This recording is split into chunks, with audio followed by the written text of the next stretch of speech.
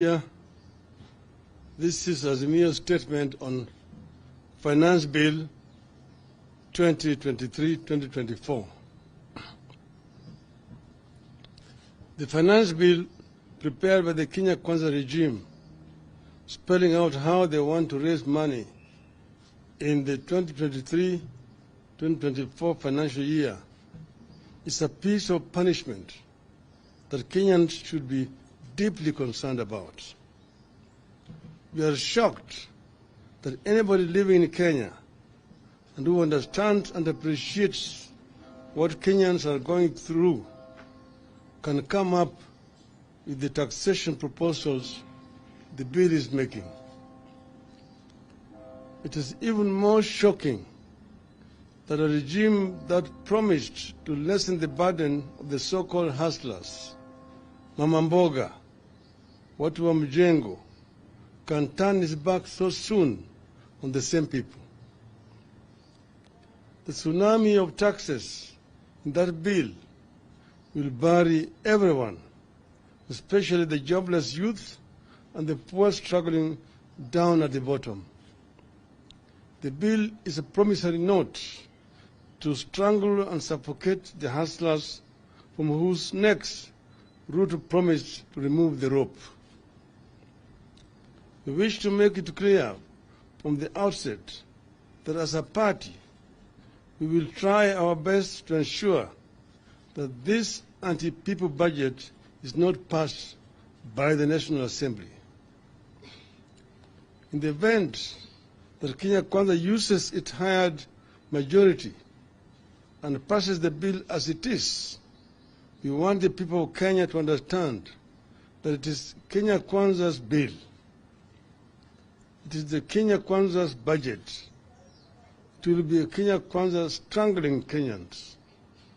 We will instruct our members of parliament to have nothing to do with it.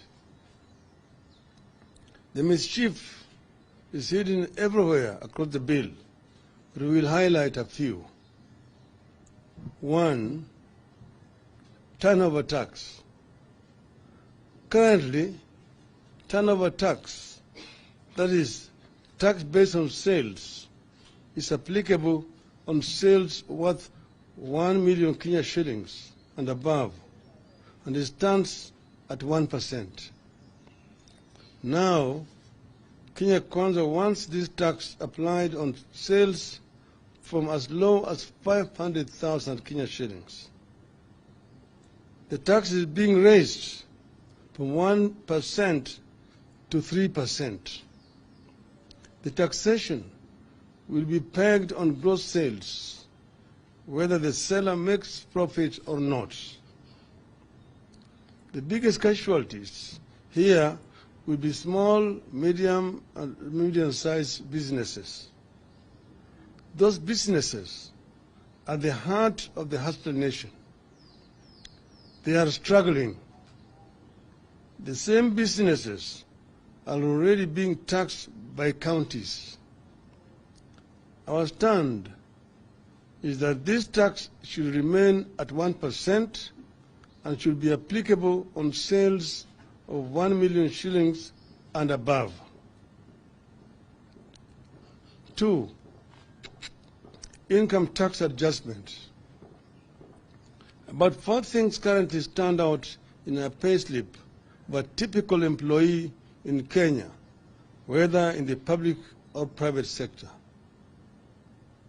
There has been no pay increase in the last 5 or more years. At least a quarter, sometimes up to half of the salary, is consumed by taxes. Much of the salary is consumed by all sorts of loans. Much of the salary goes into the funding dead institutions like NSSF and NHIF, which in the end do not serve